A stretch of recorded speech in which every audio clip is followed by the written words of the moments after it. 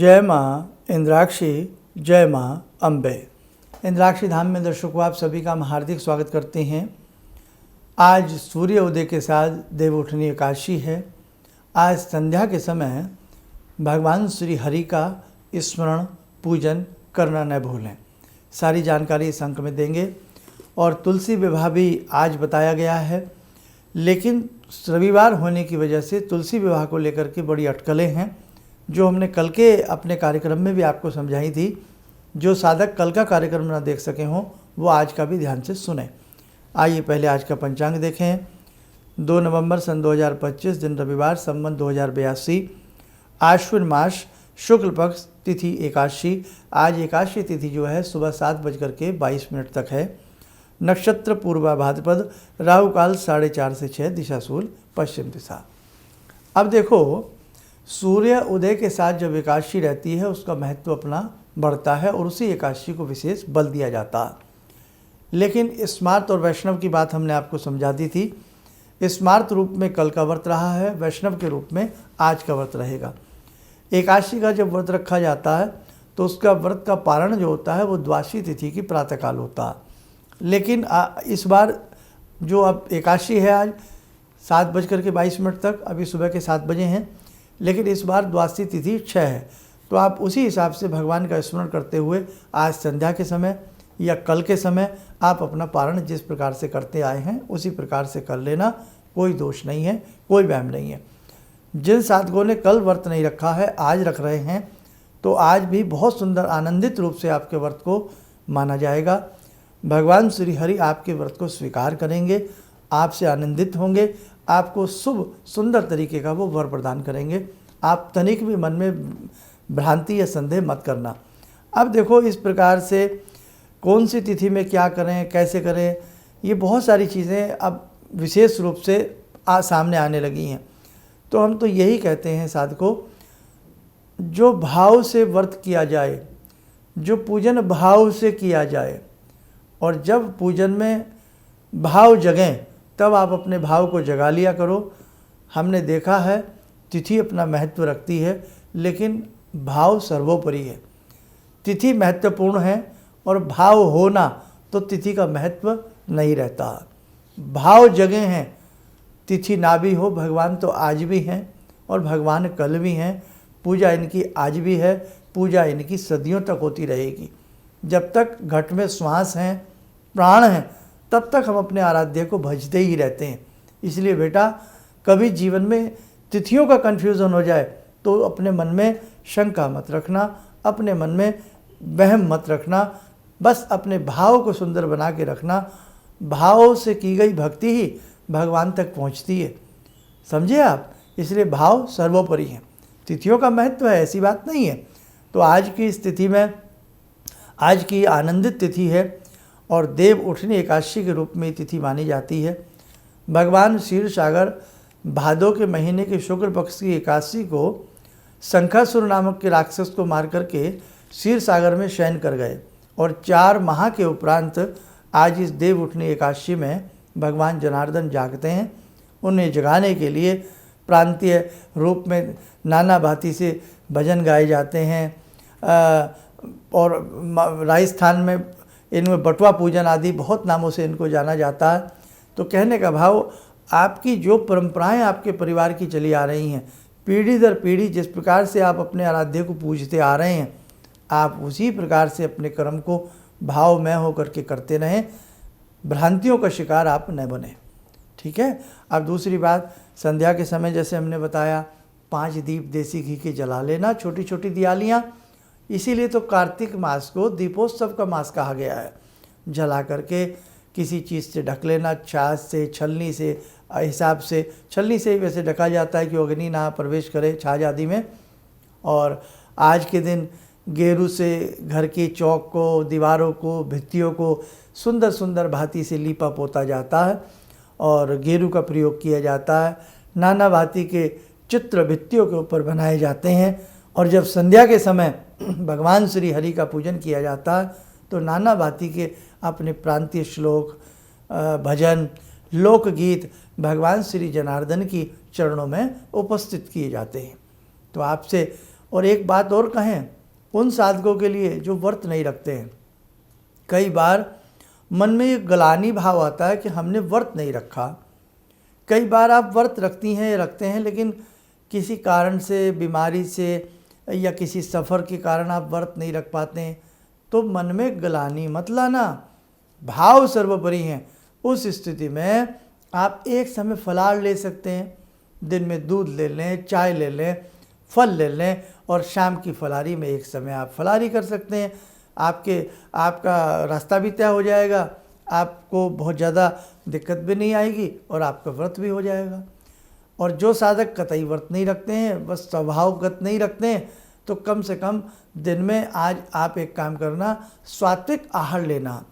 कोई भी ऐसा गरिष्ठ भोजन दिन में मत करना। लहसुन प्याज का आज के दिन आप बिल्कुल त्याग रखना और चलते फिरते ओम नमो भगवते वासुदेवाय, ओम नमो भगवते वासुदेवाय, ओम नमो भगवते वासुदेवाय जपते रहना। ठीक, ये बात तो ये हुई।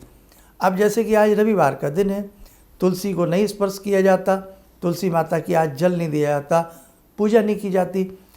तो तुलसी विवाह के बारे में हमने कल भी प्रकाश डाला है कि एकादशी से लेकर के पूर्णिमा के बीच में जब भी हमें शुभ लगन, शुभ फेरों की स्थिति मिलती है, तब हम तुलसी विवाह कर लेते हैं।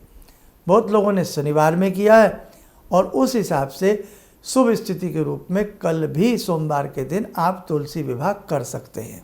ठीक है, तुलसी जी को, उनके गमले को गेरुओं से, उनके बिरवे को अच्छे से गेरू आदि से रंग पोत लें, स्वास्तिक का चिन्ह बना दें, शुभ लाभ उस पर लिख सकते हैं, ओम तुलसी नमः उस पर लिख सकते हैं। माता रानी को, तुलसी माता को सुंदर सी चुनरी उड़ावें, धूप दीप पंचोपचार आदि दे करके उनका पूजन करें। जो उनका तुलसी विवाह नहीं करते हैं तो वो भी कल संध्या के समय ऐसा कर लें। और जो विवाह आदि करते हैं, शालिग्राम जी को एक सुंदर से सिंहासन पर बिठा करके, धूप दीप दे करके, चंदन का दिठौना दे करके, 7 फेरे अपने हाथ में उनका सिंहासन लेकर के तुलसी गमले के चारों तरफ वो भाव से घुमाए जाते हैं। तो कहने का भाव है, अपने अपने भाव हैं, जैसे आपके भाव जगें वैसे जगाएं। जिनसे कुछ भी नहीं आता वो शालिग्राम जी को तुलसी के विरवे के पास रख करके दोनों का ही, तुलसी का, शालिग्राम जी का पंचोपचार या षोडशोपचार पूजन कर लेते हैं। धूप दीप दे करके, तुलसी मैया के चरण छू करके, शालिग्राम जी के चरण छू करके उनसे शुभ आशीर्वाद प्राप्त कर लेते हैं। और शालिग्राम तो ऐसे हैं, इतने भोले होते हैं, इसमें इतना भोलापन बसता है भगवान श्री हरि का कि आप पूछे ना बात। और तुलसी दल उनको अर्पण किया जाता है, इसलिए कल सोमवार है, कल आप ये सारी प्रक्रिया कर सकते हैं। आज जिन्होंने व्रत रखा है अपना व्रत रख लें, कल तुलसी माता और शालिग्राम जी का आप पूजन इकट्ठा कर सकते हैं संध्या के समय।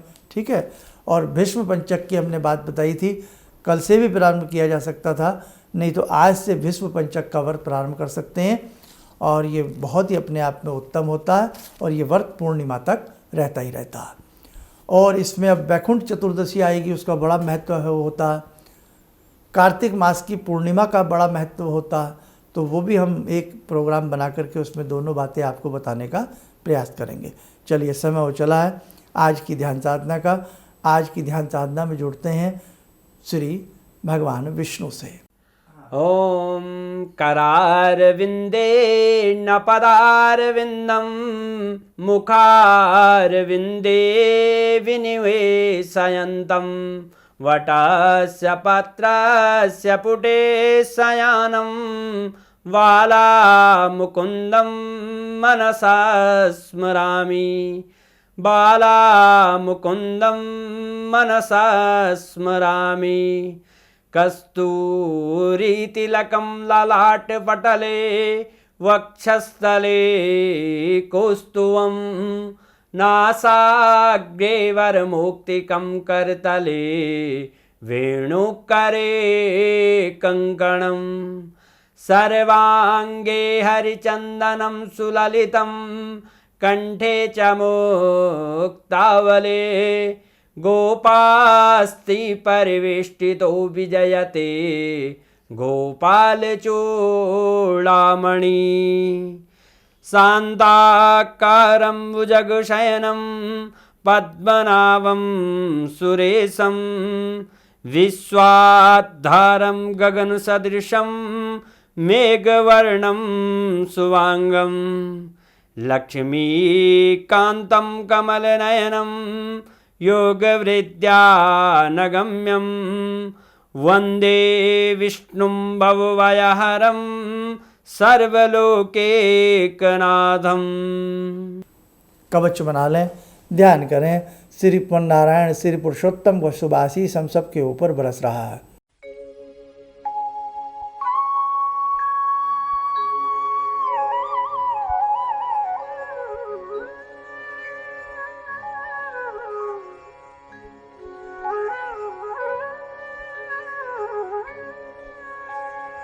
ओम बोलते हुए नेत्र खोलें, सामान्य हो जाए। देखो साधकों, आज के दिन विष्णु सहस्त्र नाम पढ़ना, विष्णु स्तोत्र पढ़ना, विष्णु जी को 108 नाम पढ़ना भी महत्वपूर्ण माने जाते हैं। आपसे जितना बन सके, जैसा बन सके वैसा करिए, बट आपके भाव अच्छे होने चाहिए। चलिए, आप सब लोग स्वस्थ रहें, सुखी रहें। इन्हीं शुभकामनाओं के साथ हम अपनी वाणी को विराम देते हैं। जय जय अम्बे। भगवान से जुड़ो और भगवान से जुड़ने का जरिया आपने बताया, बहुत अच्छा लगा, बहुत धन्यवाद। और सनातन धर्म को जिंदा रखने के लिए आप जो प्रयास कर रहे हैं वो बहुत सराहनीय है। हम लोग को मौका मिला है, हम लोग भाग्यशाली हैं जो आपके करीब आने का हम लोग को मौका मिला है। किसी भी समस्या के समाधान के लिए मिले प्रसिद्ध हस्तरेखा एवं वास्तु विशेषज्ञ प्रोफेसर धर्मेंद्र शर्मा जी से।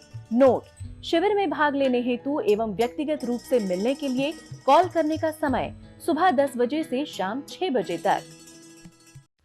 हमारे विभिन्न ज्ञानवर्धक कार्यक्रम देखने के लिए आप हमें अभी सब्सक्राइब करें, बेल आइकन को प्रेस करें ताकि आप देख सकें हमारा कार्यक्रम सबसे पहले। और अधिक जानकारी के लिए फेसबुक पेज को लाइक करना न भूलें।